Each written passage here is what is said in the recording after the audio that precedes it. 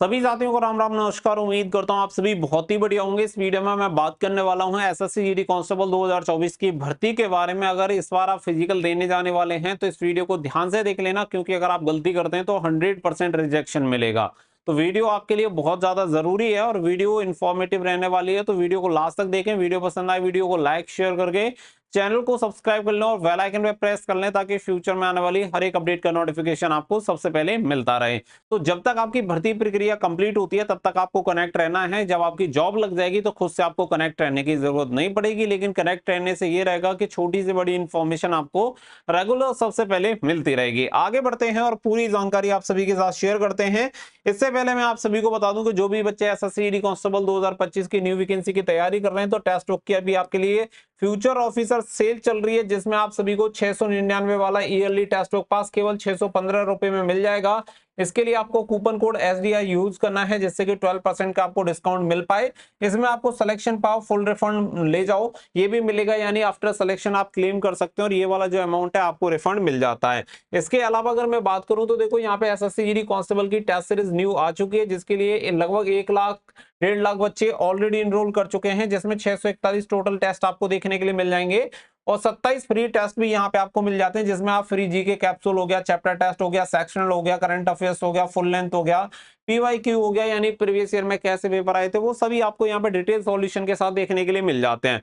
तो यहाँ पे एक ही एप्लीकेशन से आपकी कंप्लीट तैयारी हो जाती है, साथ ही साथ में अदर एग्जामिनेशन की भी तैयारी कर सकते हैं और मल्टीपल लैंग्वेजेस का भी ऑप्शन आपको मिल जाता है, अन्य किसी भाषा में भी आप तैयारी कर सकते हैं। तो एक ही जगह से आपकी सभी की तैयारी हो जाएगी। इसका लिंक आपको वीडियो के डिस्क्रिप्शन में मिल जाएगा, वहां से जाके आप एनरोल कर सकते हैं, ताकि आप अपनी तैयारी को अच्छे तरीके से कर पाएं। अब यहाँ पे पॉइंट पे लौट के आते हैं, तो देखो यहाँ पे कुछ चीजें हैं जो कि मैं आप सभी को क्लियर कर देता हूँ इस भर्ती के बारे में, जो कि एसएससी जीडी 2024 की भर्ती है। अब इसमें बहुत सारे बच्चों के सामने एक बहुत बड़ी समस्या आने वाली है, क्योंकि वो समस्या की जन्मदाता खुद ही है और उसका रीजन भी आप सभी को भी क्लियर हो जाएगा। इसमें क्या है, मोस्ट ऑफ कैंडिडेट के साथ जो दिक्कत होने वाली है वो डोमिसाइल को लेकर एंड कास्ट सर्टिफिकेट को लेकर होने वाली है। ठीक है, अब मैं ऐसा क्यों बोल रहा हूं कास्ट सर्टिफिकेट एंड डोमिसाइल को लेके? देखो जनरली अगर आप देखेंगे तो होता क्या था कि कास्ट सर्टिफिकेट में अगर आपका क्रूशियल डेट के बाद का बना है तो इसमें रिजेक्शन मिलता नहीं था, लेकिन अभी क्या है, कुछ केसेस में देखने को मिला है कि यहाँ पे अच्छे तरीके से यहाँ पे चेक किया जाता है। तो यहाँ पे अगर आपके पास कास्ट सर्टिफिकेट कोई पुराना भी है,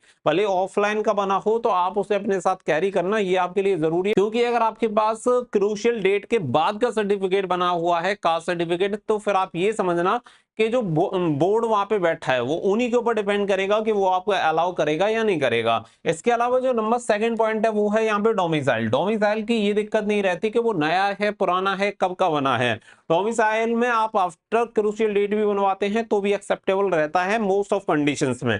लेकिन इस डोमिसाइल में जो सबसे बड़ी दिक्कत है वो मैं आप सभी को बता देता हूँ। यहाँ पे हुआ क्या है कि बार बार मना करने के बाद भी बहुत सारे बच्चे ऐसे हैं जिन्होंने डोमिसाइल अदर स्टेट से बनवा लिया है किसी भी फर्जी तरीके से। ठीक है, और किसी भी स्थिति में आपका जो डोमिसाइल है अदर स्टेट का एक्सेप्टेबल नहीं है, क्योंकि आपको बता दें कि यहाँ पे एमएचए के द्वारा, मिनिस्ट्री ऑफ होम अफेयर्स के द्वारा और होनेबल हाई कोर्ट्स के द्वारा, यानी कई स्टेट के हाई कोर्ट के द्वारा ये स्पष्ट निर्देश दिए गए हैं, ऐसा कोई भी व्यक्ति जिसने गलत तरीके से किसी दूसरे स्टेट का डोमिसाइल बनवाया है और वहां पे वो भर्ती होने का प्रयास कर रहा है, तो उसके खिलाफ यहाँ पे ये ऐसे समझ लो कि कठोर से कठोर कार्रवाई की जाएगी। और इवन वहां पे आप सभी के साथ बहुत ज्यादा स्ट्रिक्टली एक्शन लिया जा सकता है। और जो बोर्ड आपका डीवी वगैरह करवा रहा होगा, जैसे मान लो आपका सीआरपीएफ करवा रहा है, तो सीआरपीएफ वहां पे पकड़ के हो सकता है कि आपको लोकल जो पुलिस होगी वहां पे आपको भेज दे और वहीं पे साथ के साथ आपके खिलाफ एफआईआर भी दर्ज करवाई जाए।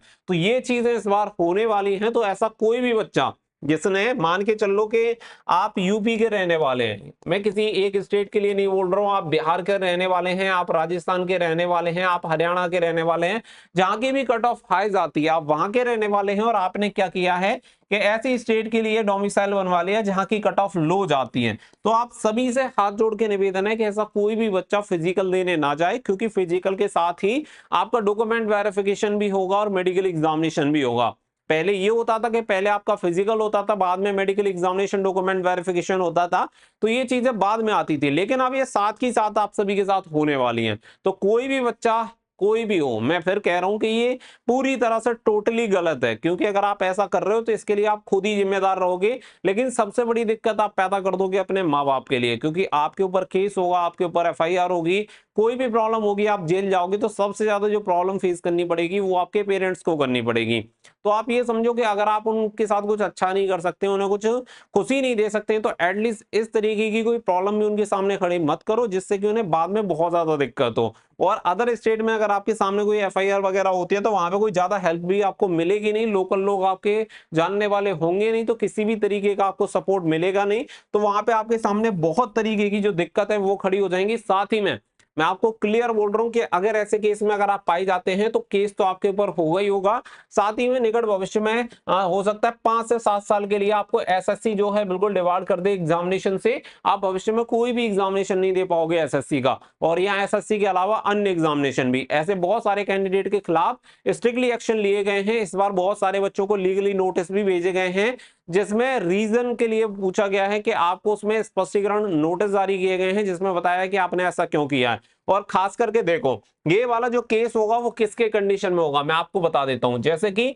आपकी मार्कशीट, बच्चे को कैसे इजीली फाइंड आउट करेंगे, वो मार्कशीट एंड डोमिसाइल, इन दोनों चीजों से बच्चों को सबसे पहले पकड़ा जाएगा। ठीक है, अब आप मान के चलो कि आपकी जो मार्कशीट है वो आपने कहां से 10th पास किया हुआ है, यूपी से, और पता चला कि आपका डोमिसाइल है असम से। तो ये चीज थोड़ी सी डाइजेस्ट नहीं होती है कि एक ऐसा बच्चा जो रहने वाला आसाम का है और यूपी में जाके पढ़ाई करे। अब एक ऐसा केस हो सकता है कि उसके पेरेंट्स वगैरह जॉब कर रहे हो, वो एक एक्सेप्शन है, लेकिन जनरली इस तरीके के केसेस देखने के लिए मिलेंगे नहीं।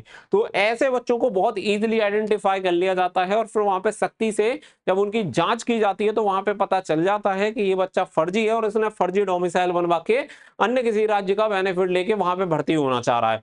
फिर उनके खिलाफ एफआईआर वगैरह या जो भी कानूनी प्रक्रिया होगी वो अपनाई जाएगी और उसके खिलाफ कार्रवाई होगी। तो इसलिए अगर आपके साथ ऐसा कोई भी बेच है, तो प्लीज आप इस तरीके का कोई भी कदम मत उठाना, क्योंकि इस बार बहुत ज्यादा कॉम्प्लिकेटेड चीजें हैं। मैं आपको बता रहा हूं, हर बार की जो भर्ती की तुलना करें तो इस बार आपको बहुत ज्यादा ये चीजें कड़ाई से देखने के लिए मिलेंगी, तो यहाँ पे आपको बहुत ज्यादा दिक्कत होगी। तो ऐसा कोई भी बच्चा गलत स्टेप मत उठाना कि आगे के लिए अपना पूरा की पूरा आप भविष्य बर्बाद कर लें। और ये चीज होंगी 110% होंगी, मैं आपको फिर से कह रहा हूं।